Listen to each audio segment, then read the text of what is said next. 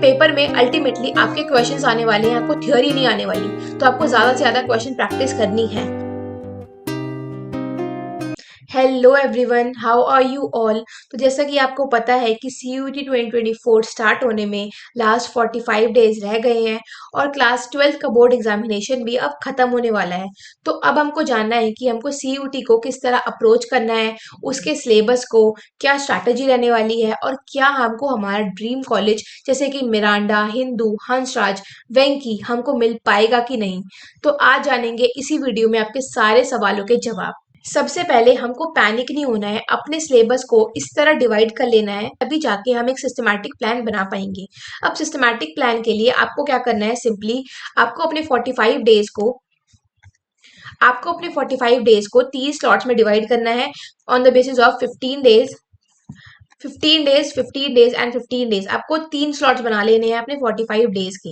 उसके बाद हम डिसाइड करेंगे कि हमको फर्स्ट स्लॉट में क्या करना है, सेकंड स्लॉट में क्या करना है और थर्ड स्लॉट में क्या करना है। तो फर्स्ट स्लॉट में आपको वो वाले टॉपिक्स करने हैं जो कि आपके सबसे वीक है।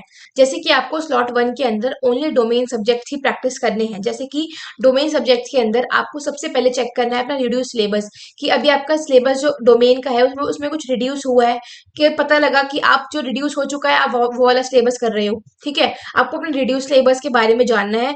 आपके वीक टॉपिक्स, अभी सबसे ज्यादा मैक्सिमम टाइम है जिस टाइम पे बच्चे बोर्ड्स के प्रिपरेशन कर रहे हैं, अभी थोड़ा कंपटीशन कम है और अभी आपके पास सबसे ज्यादा टाइम है कि अपने वीक टॉपिक्स को आप स्ट्रॉन्ग कर सको। ठीक है, आपको अपने शॉर्ट नोट्स बना लेने हैं, जिन भी चैप्टर के आपको लगता है कि इन चैप्टर के लास्ट में आके शॉर्ट नोट्स होने चाहिए, आपको उनके शॉर्ट नोट्स बना लेने हैं। वीक चैप्टर को आपको इस टाइम पे ही स्ट्रॉन्ग कर लेना है। जैसे कि मेरे टाइम पे जब मेरा CUT था, तो मैंने इस टाइम पे जो मेरा स्टार्टिंग अभी फेस है, उस टाइम पे मैंने फिजिक्स के न्यूमेरिकल प्रैक्टिस करे थे, क्योंकि मुझको पर्सनली फिजिक्स बहुत ही ज्यादा टफ लगती थी। तो आपको जो आपका रिस्पेक्टिव सब्जेक्ट हो, जो आपको डिफिकल्ट लगता हो, आपको इसी टाइम पे करना है। इसी टाइम पे आपको फॉर्मूला शीट भी बना लेनी है। आपको फॉर्मूला शीट किस तरह बनानी है कि आपको कोई भी चैप्टर है, आपको उसको 1-2 पेज में समराइज कर लेना है, जिससे आप जब बाद में पढ़ोगे तो आपको बहुत ही कम टाइम लगेगा उसको पढ़ने के लिए। और आप इस टाइम के अंदर प्रीवियस ईयर क्वेश्चन प्रैक्टिस भी कर सकते हैं। बाकी कोई स्टडी मटेरियल होगा वो मैं टेलीग्राम ग्रुप पे आपके साथ शेयर कर दूंगी। अब आ गई है स्लॉट 2 की बारी। स्लॉट 2 में आपको क्या करना है, क्वेश्चन प्रैक्टिस अब स्टार्ट कर देनी है। कब? 15 अप्रैल से 30 अप्रैल के बीच में आपको क्वेश्चन प्रैक्टिस स्टार्ट कर देनी है। स्लॉट 1 में आपने क्या किया था, बिफोर 15 अप्रैल से पहले पहले स्लॉट 1 में आपने क्या किया था, अपने रिड्यूस सिलेबस को जाना, अपने वीक टॉपिक्स को स्ट्रॉन्ग करा। अब स्लॉट 2 में आपको क्या करना है, अपनी क्वेश्चन प्रैक्टिस स्टार्ट कर देनी है। ठीक है, क्योंकि पेपर में अल्टीमेटली आपके क्वेश्चन आने वाले हैं, आपको थ्योरी नहीं आने वाली। तो आपको ज्यादा से ज्यादा क्वेश्चन प्रैक्टिस करनी है।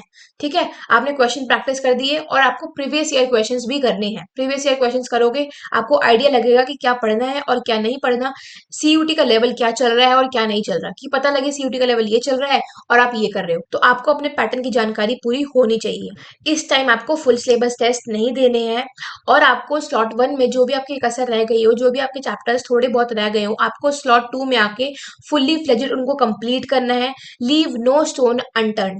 और इंग्लिश के लिए आपको अभी इस टाइम पे थोड़ी बहुत प्रिपरेशन स्टार्ट कर देनी है, इंग्लिश और जीटी के लिए।